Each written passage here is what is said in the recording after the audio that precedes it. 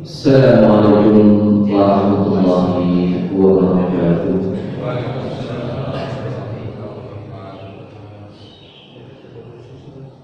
Alhamdulillah. Alhamdulillahilladzi hadana li hadza wa ma kunna linahtadiya lawla an hadana Allah. Asyhadu an la ilaha illallah wa asyhadu anna Muhammadan ورسوله ولا نبي بعده. اللهم صل على نبيك المصطفى محمد صلى الله عليه وسلم وعلى آله وأصحابه أهل الصدق والوفاء. أما بعد. Syekh Hadirun rahimahullah, Bapak Ibu dan saudara-saudara sekalian yang dirahmati Allah Subhanahu wa taala, alhamdulillah kita dipertemukan kembali oleh Allah Subhanahu wa taala dalam kesempatan ini untuk kita sama-sama melanjutkan kajian kita, yaitu masih kita bahas tentang fikih hal. Berikutnya kita akan membahas halal haram dalam perspektif hadis-hadis Rasulullah sallallahu alaihi wasallam. Dari rahmat Allah Subhanahu wa taala, di antara yang diharamkan dalam Islam sesuai dengan hadis-hadis Rasulullah sallallahu alaihi wasallam, yang pertama adalah yaitu hewan yang bertaring atau berkuku tajam. Jadi haram terkait dengan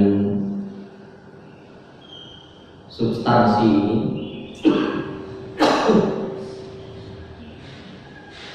Lebih berkaitan dengan hewani.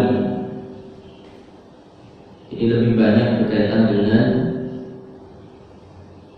hewan. Kalau berkaitan dengan nabati itu hanya nanti yang membahayakan atau memabukkan. Jadi kebanyakan adalah berkaitan dengan hewani.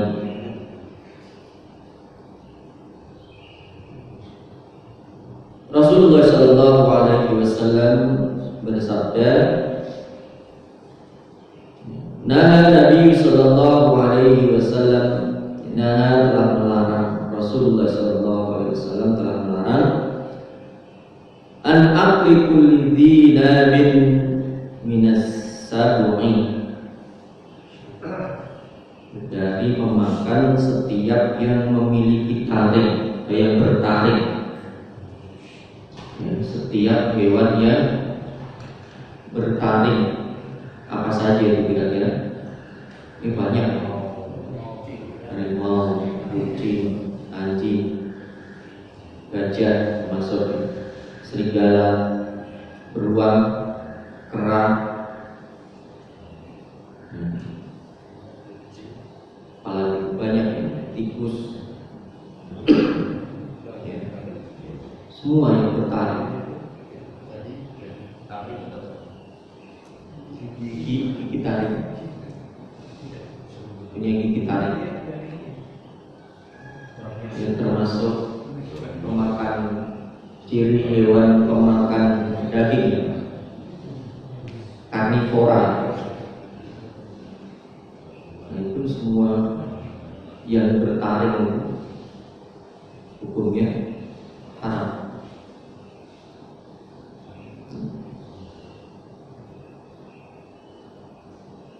Kemudian yang kedua, segala jenis burung yang bercakar tajam atau burung pemangsa. Apa itu? Elang, gagak, burung raja wali, burung apa lagi itu yang pemangsa? Kalong termasuk bertaring.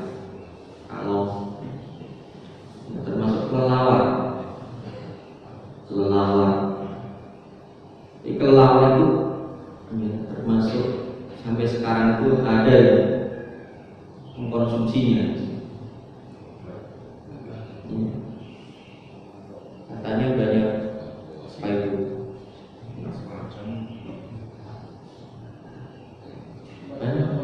Kenapa? Selama masih ada obat halal nggak boleh. Ya, selama masih ada obat yang halal. Maka ini kita bahas dari awal.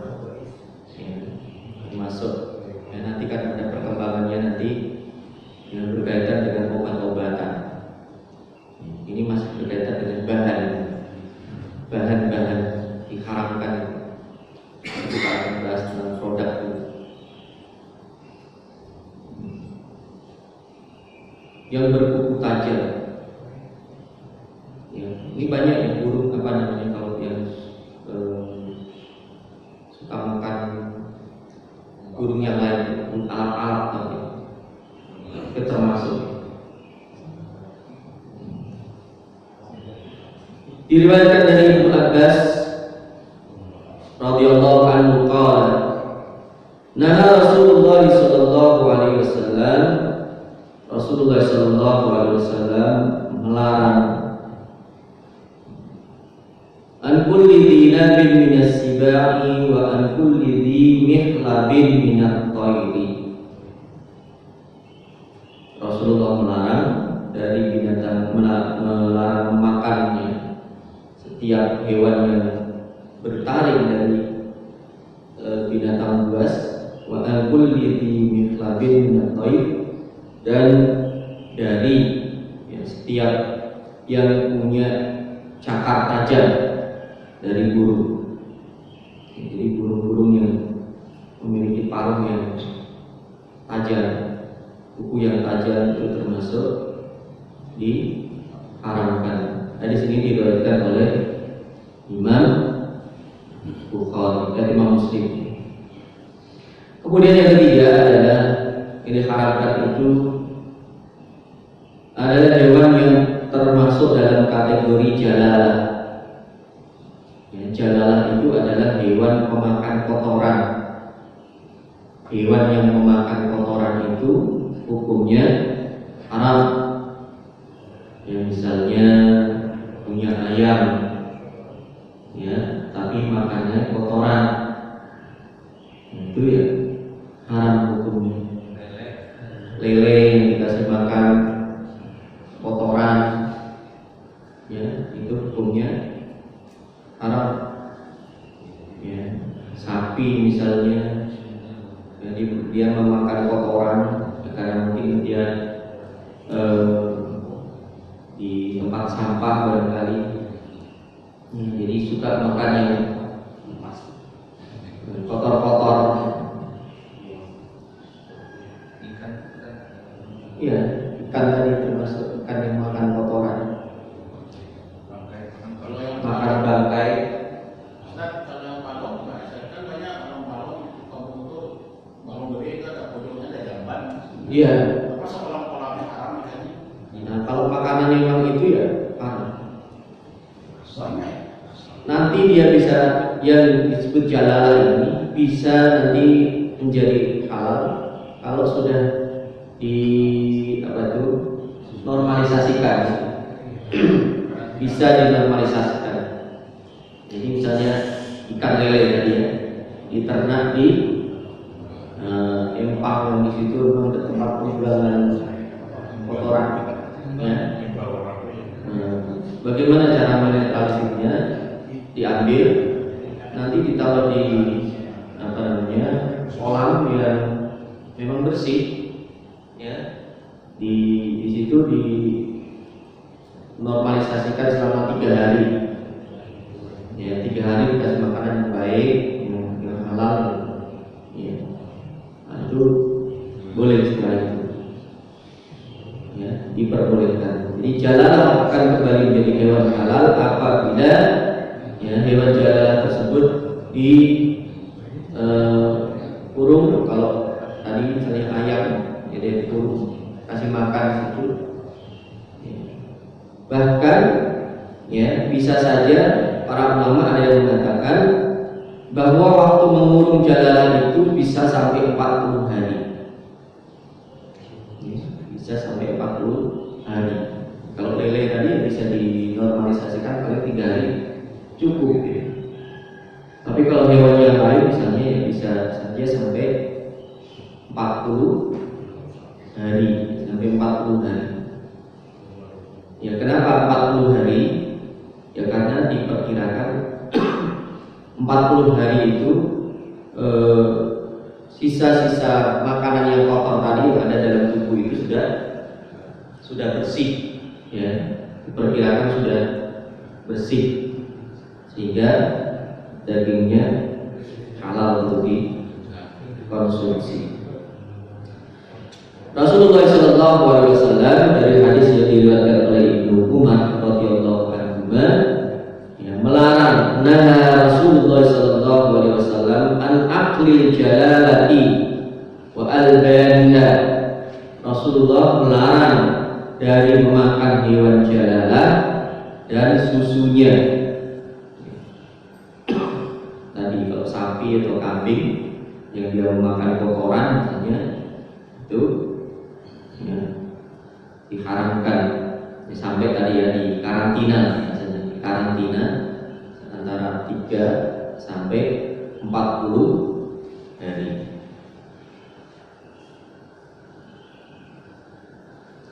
Rahmat Allah Subhanahu wa taala. Yang keempat, yang diharamkan dalam hadis Rasulullah SAW adalah keledai jinak. Ya, keledai jinak. Dan kalau keledai liar, berarti nggak masuk. Ini diharamkan justru yang jinak. Diriwayatkan dari Ibnu Umar radhiyallahu anhu, anna Nabi sallallahu alaihi wasallam naha yauma Khaybar an akli luhumil humuril ahdiyati. Rasulullah sallallahu alaihi wasallam pada ya, hari Khaybar beliau melarang dari mengkonsumsi daging keledai jinak. Nah, hadis ini diriwayatkan oleh Imam Bukhari dan Muslim. Jadi hadisnya termasuk hadis sahih, keledai jinak. Keledai itu di bawah kuda, lebih kecil daripada kuda. Nah, kalau kuda hukumnya bagaimana? Makan kuda. Kuda ini di negara-negara yang memiliki musim dingin itu terkadang kuda ini makan, sembelih, konsumsi. Ya, karena kuda itu punya daging yang panas, ya, di daerah yang punya musim dingin. Kalau kita tidak ada musim dingin. Jadi keledai Cina. Kemudian yang berikutnya adalah yang kelima, yang diharamkan dalam hadis Rasulullah SAW adalah hewan yang diperintahkan untuk dibunuh. Nanti tidak semua itu disebutkan dalam hadis. Maka nanti ada namanya kriteria haram itu seperti apa, nanti kita akan sampaikan. Jadi hewan yang diperintahkan untuk dibunuh, apa saja itu? Termasuk ular, cicak, tokek, tikus, kalajengking, burung gagak, anjing galak. Itu semuanya diperintahkan untuk dibunuh. Ya. Jadi di antara yang diharamkan itu, ya, berdasarkan hadis Rasulullah SAW adalah hewan yang diperintahkan untuk dibunuh. Jadi setiap hewan yang diperintahkan untuk dibunuh itu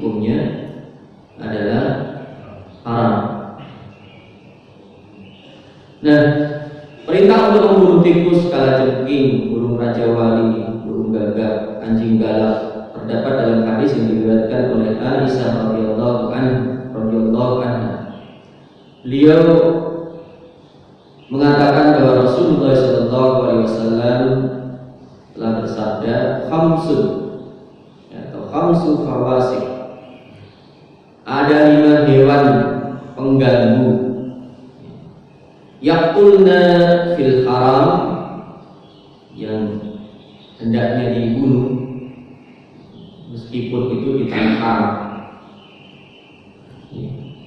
Tanah haram itu kan seharusnya tidak boleh membunuh hewan, karena nanti dia harus berdenda. Kalau ada orang umrah atau haji, dia tidak boleh yang membunuh hewan di tanah haram. Tapi untuk yang 5 ini boleh. Apa itu? Yang pertama adalah al-faqratu, tikus. Ini tikus itu kan banyak sekali.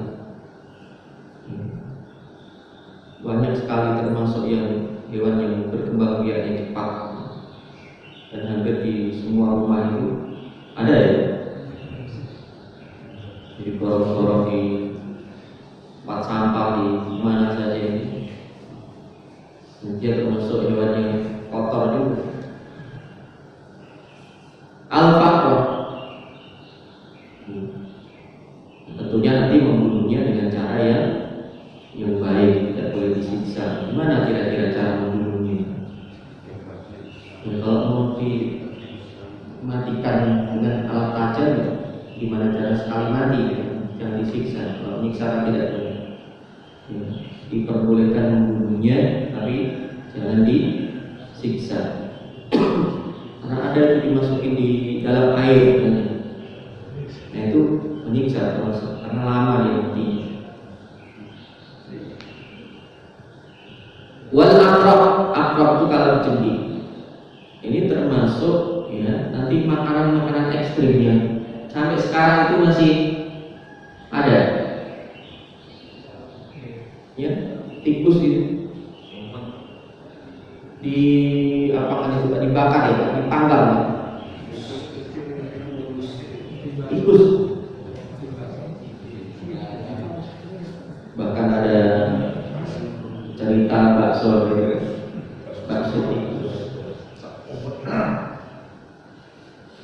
Itu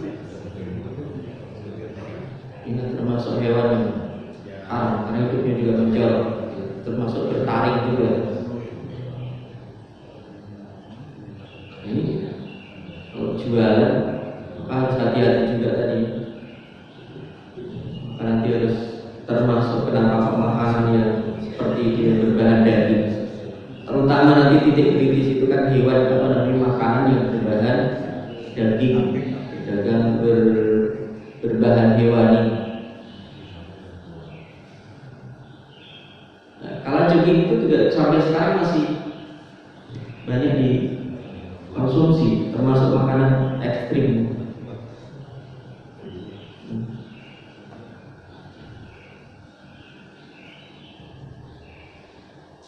Kemudian yang berikutnya adalah burung elang. Yang burung elang tadi termasuk kriteria yang berparuh tajam dan berkuku tajam. Wal ghurab, burung gagak. Wal kalbul ukur, dan burung gagak apa namanya tadi, anjing galak ya. Nah, itu kalau galak, kalau nggak galak ya sama aja, karena dia termasuk kriteria yang bertaring tadi. Itu banyak ya, sampai sekarang masih banyak yang dikonsumsi ya, anjing itu. Ya, ada bahkan kadang itu dia nyembelih anjing, ya, tetangganya di undang. Loh iya, ya. Tidak pernah lihat sendiri di daerah Bekasi, di perumahan anjingnya besar, ya. Disembelih, tangganya diundang.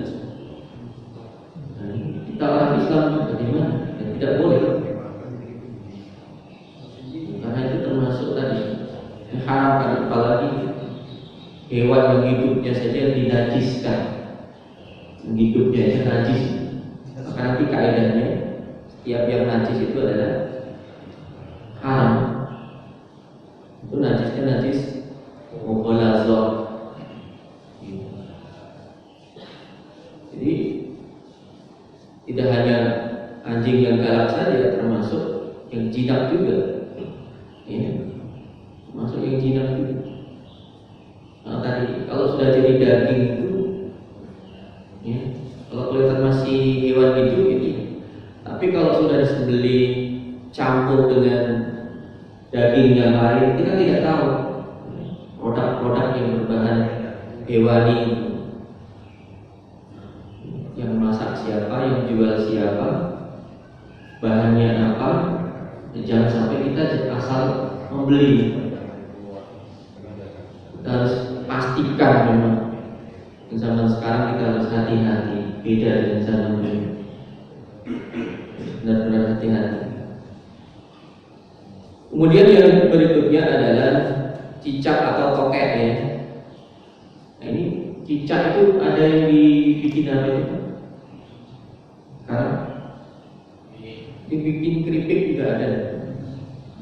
Cicak gimana mengukur itu? Tokek termasuk.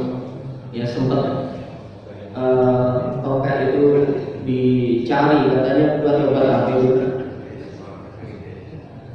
Kan sampai harganya aja berapa ya? Mahal juga itu. Sampai ada yang ternak tokek itu. Tadi bisa buat obat. Ya selama masih ada obat yang halal, yang haram tidak boleh. Ada rahmat Allah Subhanahu wa taala diriwayatkan dari Ummi Syarif radhiyallahu anha anna Rasulullah sallallahu alaihi wasallam amara bi qatdil wazri wa qala kana yanfuku ala Ibrahim alaihi salam. Rasulullah sallallahu alaihi wasallam memerintahkan untuk membunuh cicak atau tokek. Kenapa cicak atau tokek itu harus dibunuh? Karena beliau bersabda, dulu cicak itu ikut meniup api yang membakar Nabi Ibrahim. Ya, ikut niup. Biar apa? Biar apinya besar. Ya, alasannya ikut memusuhi Nabi Allah. Maka tadi diperintahkan untuk dibunuh. Hadis ini diriwayatkan oleh Imam Bukhari. Jadi cicak atau tokek itu hukumnya haram.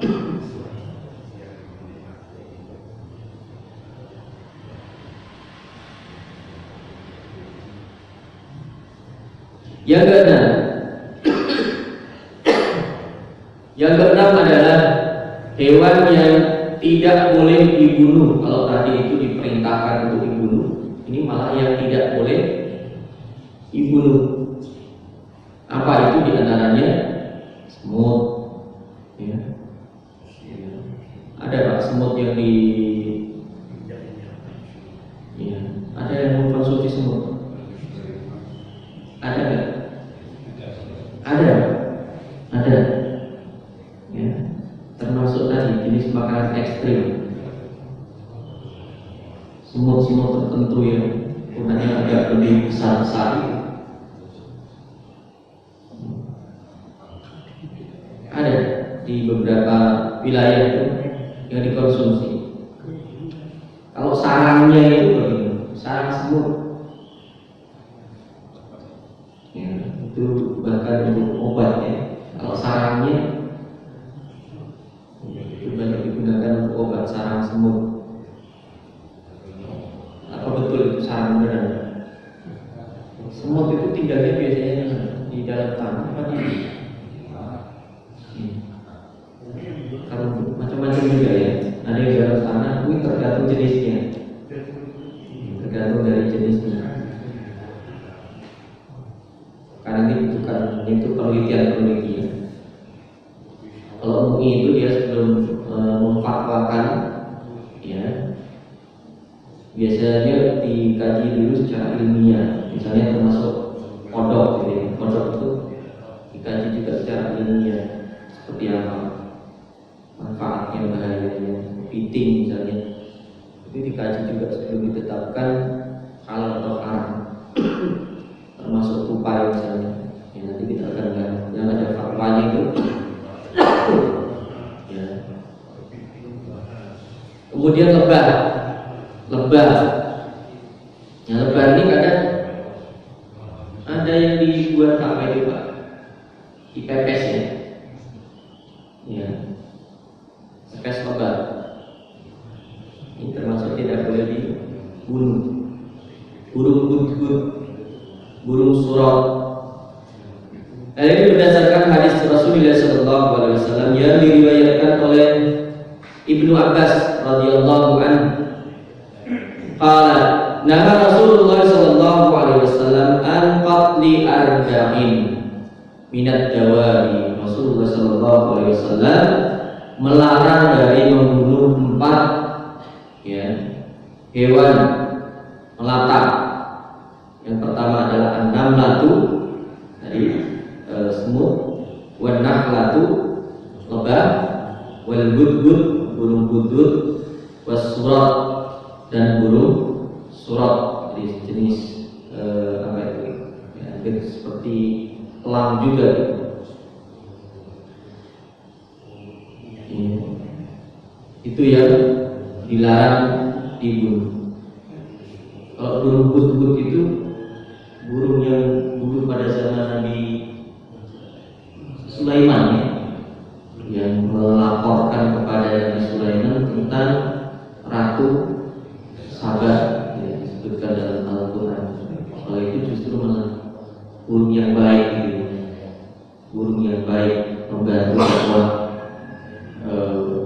Nabi Sulaiman ya, sehingga kemudian Ratu Saba itu diundang oleh Nabi Sulaiman, akhirnya juga masuk Islam.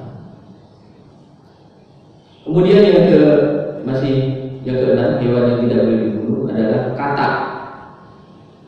Ya, katak ini tidak boleh dibunuh. Ada yang bilang katak itu dibuat untuk obat. Suike. Ya, kenapa itu termasuk diharamkan? Karena termasuk hewan yang hidup di dua alam. Ya, disebut barmai, ya, bar di daratan, ma itu air. Ya, darat hidup di darat, hidup di air. Diriwayatkan dari Abdurrahman bin Utsman qala zakara tabibun inda Rasulillah sallallahu alaihi wasallam dawaan. Ada seorang tabib di hadapan Rasulullah sallallahu alaihi wasallam menyebutkan tentang obat. Yang menyebut tentang obat-obatan. Tabib ya, ahli pengobatan memang. Dokter kalau bahasa kita sekarang. Wa dzakara dufda'a yuj'alu fihi, dan menyebutkan ad-dufda' itu kodok atau katak, yuj'alu fihi, yang dijadikan di dalam obat itu. Jadi dijadikan sebagai campuran obat. Fana Rasulullah sallallahu alaihi wasallam an qatlit dufda'i, maka Rasulullah sallallahu alaihi wasallam melarang dari membunuh katak. Katak tidak boleh dibunuh. Nah, bermancing ya, termasuk hewan yang dilarang membunuhnya. Ya, di sini diriwayatkan oleh Imam Ahmad, Ibnu Majah dan Imam At-Tirmidzi. Nah, tadi itu nanti ada di fatwanya yang fatwa itu. Ya. Kalau digunakan tadi untuk manfaat lain, kodok bukan untuk dikonsumsi, tapi untuk manfaat lain. Nah, kalau untuk manfaat yang lain boleh. Tapi yang nggak boleh itu adalah ya, termasuk kalau untuk manfaat lain kan dibunuh juga. Tadi misalnya buat ini umpan mancing. Tapi kalau untuk manfaat lain dalam fatwa itu boleh. Kalau dikonsumsi itu hukumnya haram. Ini termasuk yang menurut pendapat Syafi'i, terutama menurut pendapat Imam Syafi'i, itu hukumnya haram. Nah, kriteria yang lainnya hewan yang diharamkan itu selain yang disebutkan dalam hadis-hadis tadi, itu ya, dalam perspektif hadis tadi ya, hewan-hewan yang diharamkan disebutkan ya dalam hadis-hadis Rasulullah SAW. Nah, di sana masih ada ya, bahkan jutaan spesies hewan ya yang tidak ditemukan dalam hadis-hadis Nabi. Ya karena juga di Arab itu kan hewannya terbatas juga, tidak seperti di kita. Banyak hutan, banyak perairan. Ya, di situ kalau hewan air sih nggak ada salah. Semua hewan air itu hukumnya halal. Ya, kita banyak hutan, termasuk tadi kepiting. Kepiting itu dulu lama sempat ada yang mengharamkan. Ya. Nanti ada beberapa jenis itu ya. Ada kepiting, ada apa lagi itu? Rajungan, ada apa lagi itu Pak? Witten, apa lagi jenisnya itu? Kalau di sungai itu biasanya ada yang jenis apa itu yuyu. Kalau itu kan kalau bahasa Inggrisnya sama itu ya istilahnya. Tapi kalau dalam istilah kita itu dibedakan. Dibedakan karena memang ada yang dia hidup di darat dan di air. Ya, ada yang hidup di darat dan air, tapi dia ada yang hanya hidupnya di dalam air. Kalau hidupnya hanya di dalam air, itu hukumnya halal. Tapi kalau dia hidupnya di dua darat, di dua alam, darat dan air, itu hukumnya haram. Ya. Jadi selain hewan-hewan yang disebutkan dalam hadis-hadis Rasulullah SAW tadi, para ulama memiliki kaidah fikih dalam menentukan hukum haramnya suatu binatang yang belum ada dalilnya atau belum ada nasnya yang jelas, baik itu dalam Al-Quran maupun ya, hadis-hadis Rasulullah SAW. Jadi masih banyak hewan-hewan itu yang tidak disebutkan keharamannya dalam hadis maupun dalam Al-Quran. Cacing gimana? Cacing itu sekarang ada beberapa jenis ya cacingnya. Nanti ada yang digunakan untuk obat tipes. Ada ya Pak? Vermin. Ya, vermin itu kalau kita beli obat vermin itu ada fatwa halalnya kan itu. Nanti kalau sekarang itu ya lebih mudah kalau ingin beli produk itu ya tadi. Kalau sudah ada fatwa halalnya berarti itu sudah melalui kajian. Ya, sudah dikaji oleh para ulama. Nanti ada fatwanya tentang cacing, jangkrik, cacing, ada nih ya. Kita akan bahas. Banyak itu termasuk tupai, itu kan nggak ada disebutkan dalam hadis. Nah, di antara kriteria yang lainnya adalah setiap hewan yang memakan benda najis dan menjijikkan. Itu kriteria hewan yang termasuk kecoa, serangga ya Pak. Serangga. Jadi jenis-jenis serangga. Serangga itu kan banyak sekali. Nah, termasuk nanti serangga yang kita pakai sebagai pewarna ada. Ya, serangga yang dipakai sebagai pewarna, dan pewarna itu nanti dijadikan sebagai pewarna, bisa pakaian, bisa makanan, ya, apa namanya, kokinial, ya, jenis serangga yang dia memakan apa itu pohon kaktus, itu kan serangga. Nah, itu nanti dikaji juga. Itu hukumnya halal kalau dalam fatwa MUI. Ya, dia digunakan sebagai pewarna-warna merah.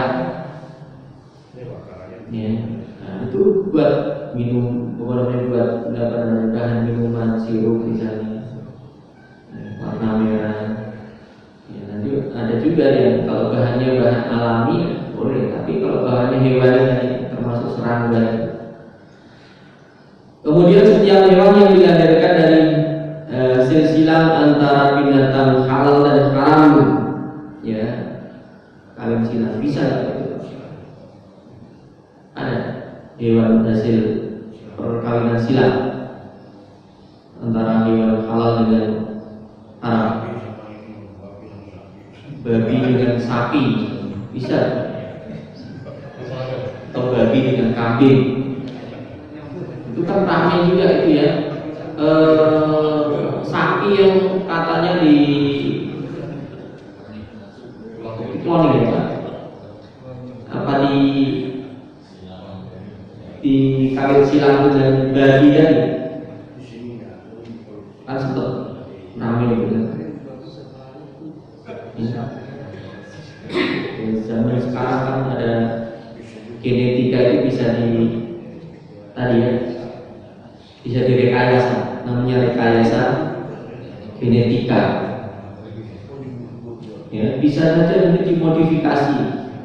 Ya, tadi sapi dimodifikasi dengan babi. Sempat ramai juga kan adanya sapi, ya setengah sapi setengah babi.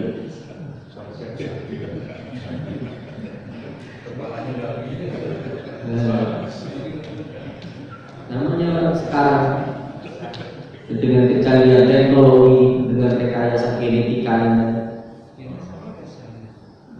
termasuk bahan obat itu kan, ya, insulin itu, ya kan, insulin yang kita pakai, ya karena ada apa namanya itu gula ya, kan sudah pakai insulin. Itu bahannya apa? Itu sudah dimodifikasi antara ya genetika manusia dengan babi, ya. Nah, itu termasuk ya rekayasa genetika itu. Yang berikutnya adalah setiap serangga yang membahayakan. Serangga yang membahayakan. Nah, kalau tadi yang tidak membahayakan, contohnya tadi ya serangga kokinial tadi itu diperbolehkan.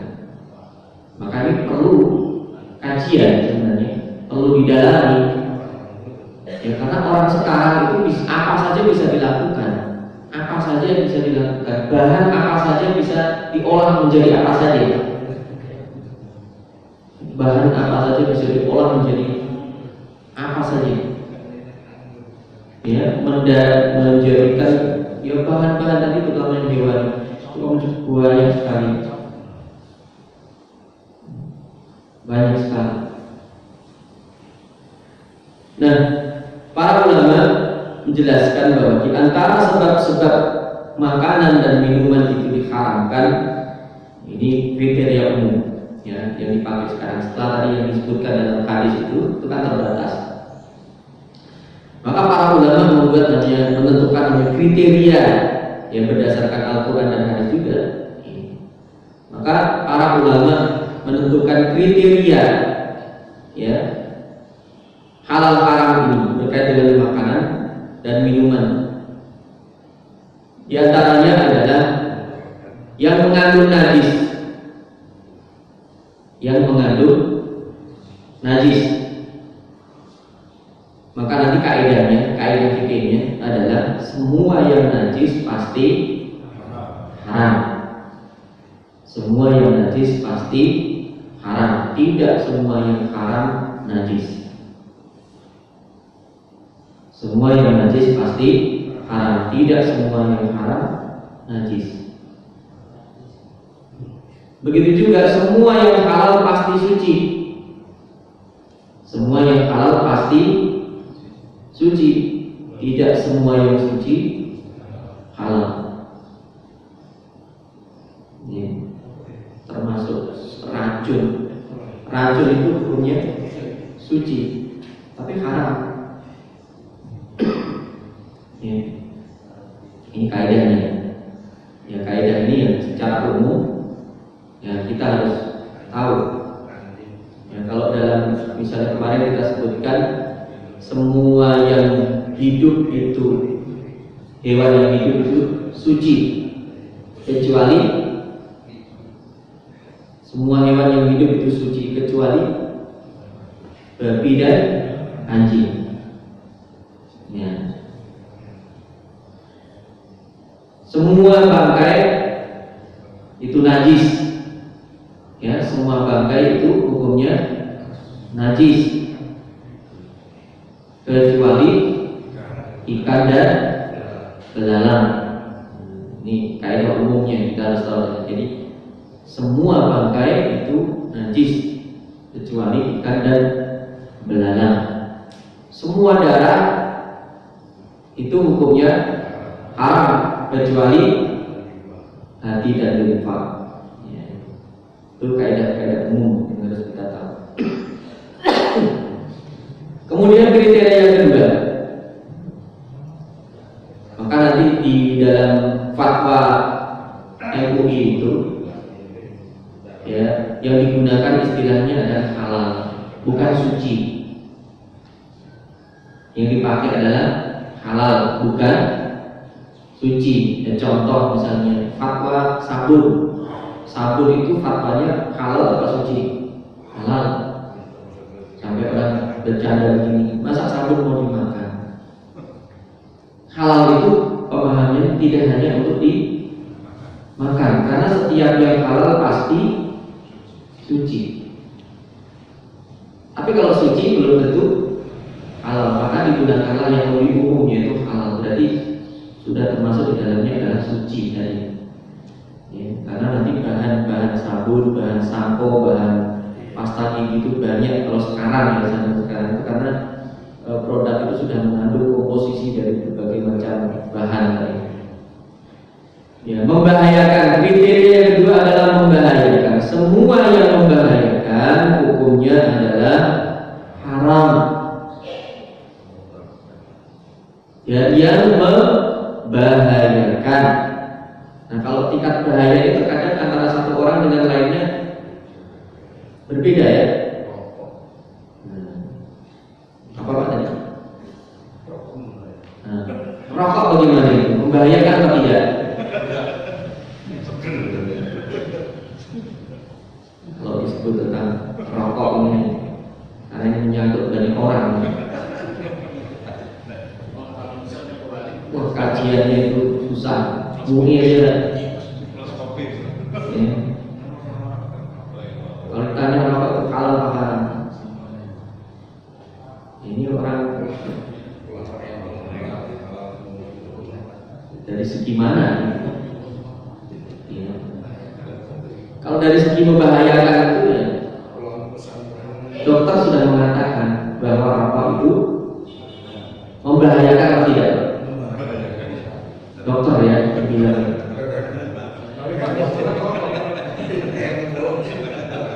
Kenapa?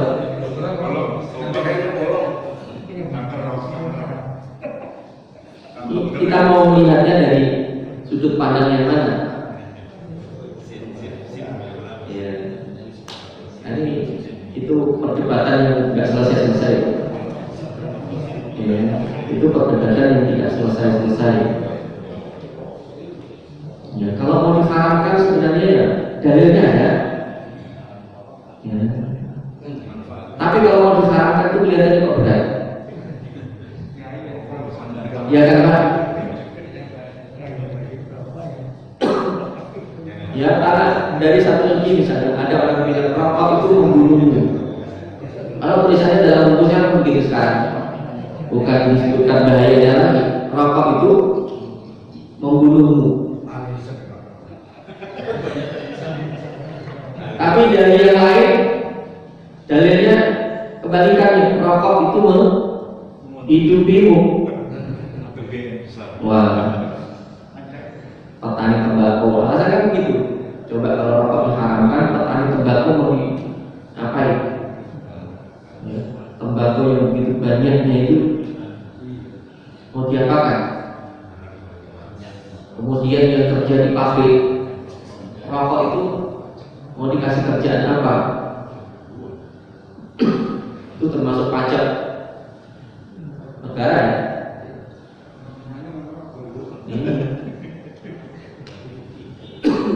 Nanti perlu ditimbang ketika ada bahayanya ada manfaatnya. Manfaatnya ya ada sebagian orang mengatakan ada manfaatnya, sebagian orang mengatakan ada bahayanya. Kira-kira itu yang dipilih dari mana? Tingkat bahaya dengan manfaatnya lebih besar mana?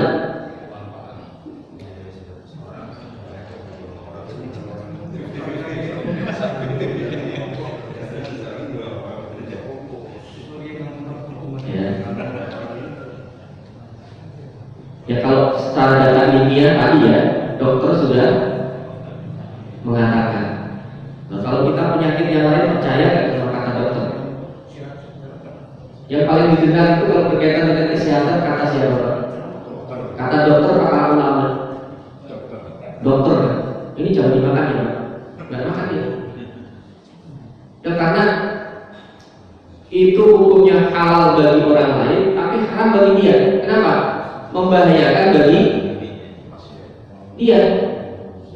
Ada kan makanan-makanan yang secara hukumnya halal, tapi bagi dia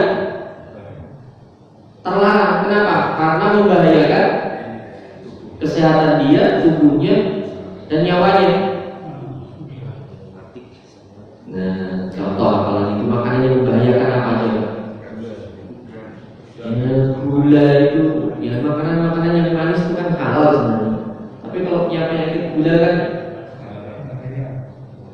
ya mau menentang bahaya ya silakan, kan gitu. Jadi ini kriteria ya, kriteria. Kalau memang itu membahayakan, ya sebenarnya nggak perlu dalil, karena ini nggak ada dalilnya dalam Al-Quran. Jadi bagaimana kita menghukumi sesuatu yang tidak ada dalilnya dalam Al-Quran? Ya termasuk rokok itu misalnya tadi, itu kalau dicari dalam Al-Quran nggak ada yang menyebut kata rokok. Maka oleh para ulama disebutkan jadi kriterianya, ya kriterianya disebutkan membahayakan. Karena dalam Al-Quran itu disebutkan dalam hadis ya disebutkan la dharara wa la dirar. Kita itu tidak boleh membahayakan. Hadisnya ada. Maka juga kriteria oleh para ulama bahwa sesuatu yang membahayakan itu hukumnya haram. Ada dalilnya dalam Al-Quran, ada dalam hadisnya ya, tentang sesuatu yang membahayakan nyawa. Nah, maka tadi ya, kalau kita mengatakan ini rokok tadi haram itu kan bagi sebagian orang. Tadi masuk nggak kriteria itu? Nah kalau misalnya ini kita merokok, awalnya kita sehat, tapi berikutnya ternyata dokter itu memvonis bahwa kanker paru-paru yang disebabkan oleh, berarti kita termasuk dalam kriteria tadi membahayakan. Bahayakan. Kalau membahayakan itu dalam Al-Quran juga disebutkan wala tulqu bi aydikum ila tahlukah. Dan janganlah kalian menceburkan diri kalian dalam kehancuran, kerusakan, termasuk merusak diri sendiri. Merusak diri sendiri itu hukumnya haram berdasarkan ketentuan tadi. Wala tulqu bi aydikum ila tahlukah. Janganlah menceburkan diri kamu dalam kerusakan, kehancuran. Dalam ayat lain wala taqtulu anfusakum, janganlah kalian membunuh diri sendiri. Nah, ini termasuk yang membahayakan secara umum ya. Kita tidak boleh membunuh diri sendiri. Jadi kalau sesuatu itu bahaya bagi kita, ternyata kita ya konsumsi, kemudian itu membahayakan kita dan menjadi penyebab kematian kita, itu termasuk bagian dari bunuh diri. Itu termasuk yang membahayakan.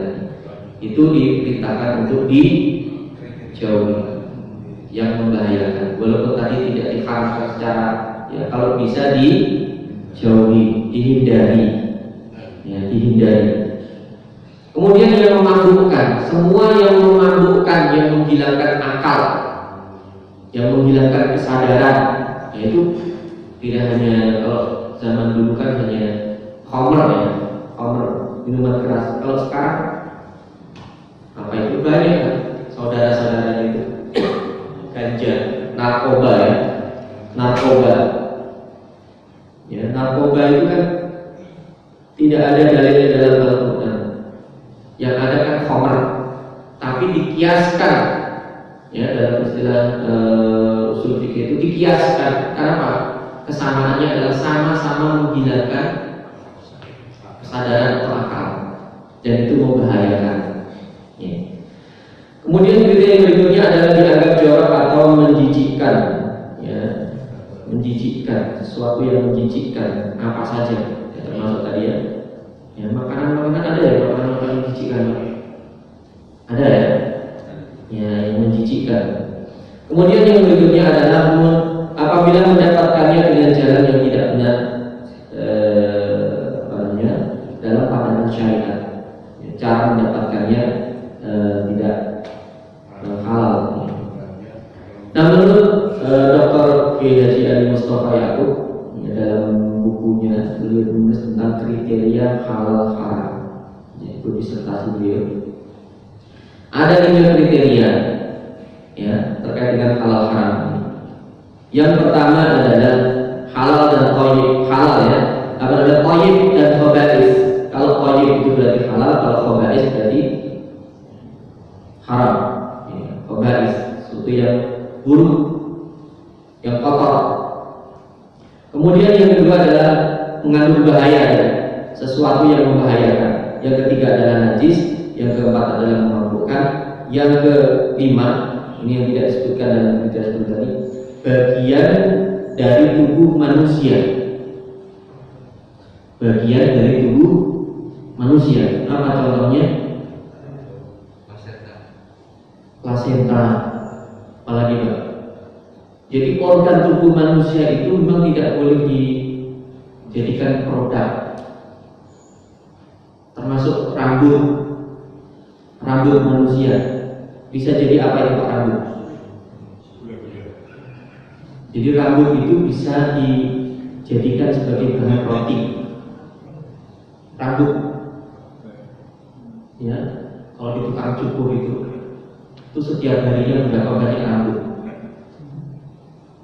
Jadi itu bisa dikumpulkan, bisa dijual, bisa jadi bahan roti. Iya, untuk bahan pelembut roti. Ya, kalau rambut manusia nggak boleh, tapi kalau rambut hewan halal boleh. Ya, rambut hewan halal, rambut sapi, rambut kambing, itu diperbolehkan. Ya, kalau yang maka tadi yang hewan halal sendiri dengan cara halal. Nah, ini kan perlu dikaji. Ya, jadi itu banyak ya dari yang di tempat-tempat cukur rambut itu berapa banyak itu sehari.